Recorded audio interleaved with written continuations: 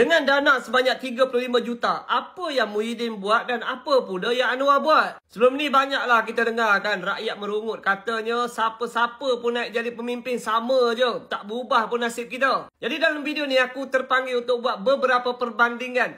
Nak tunjuk dekat korang semua apa yang kau fikirkan itu tak berapa tepat. Tapi dalam masa yang sama aku tidak persalahkan kalian sekiranya kalian dah mula rasa macam tu. Pendapat itu dia tak lahir secara tiba-tiba. Sudah pasti ia berlaku kerana tindakan-tindakan pemimpin sebelum ini yang akhirnya rakyat dah kurang kepercayaan kepada mereka. Okey, yang pertama sekali dengan dana sebanyak 35 juta ringgit Muhyiddin telah pun bina 3 dewan dekat Paguh. Berbeza pula dengan apa yang dibuat oleh Datuk Seri Anwar menggunakan dana sekitar 35 juta untuk baiki 137 pondok dan juga tahfiz di seluruh negara. Kat sini sebenarnya kita dah dapat lihat bagaimana cara pemimpin itu mengagihkan wang negara dengan adil dan saksama. Dan setiap pemimpin yang kita angkat itu sebenarnya berbeza-beza. Ada yang fikirkan rakyat lebih daripada kedudukan. Dan ada juga yang fikirkan kedudukan lebih daripada rakyat. Sebagai contoh, apa rasionalnya?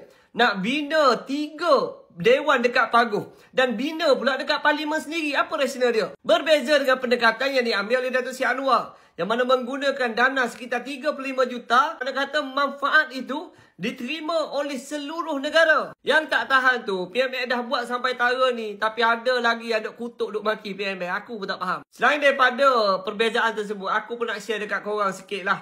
Beberapa peruntukan yang dikhususkan kepada nelayan tempatan yang dibentangkan di dalam bajet 2026.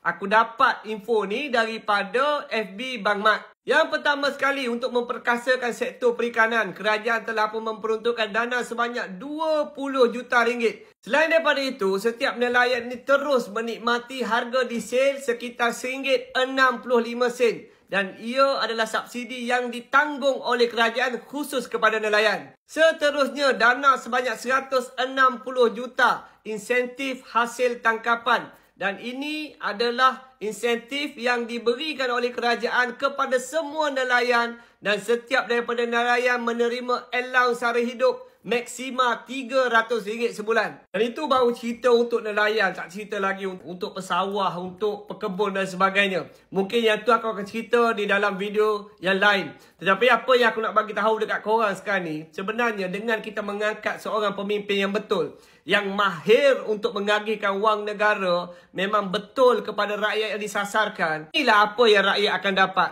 Sebenarnya, kita tak boleh nak pukul rata. Bila kita pernah duduk di dalam satu kerajaan yang tak memikirkan rakyat, tidaklah bermaksud pemimpin lain akan buat benda yang sama. Dan apa yang kerajaan hari ini buat, kita sebenarnya harus pujilah. Sebab kerajaan hari ini mengambil beberapa tindakan yang sangat berani.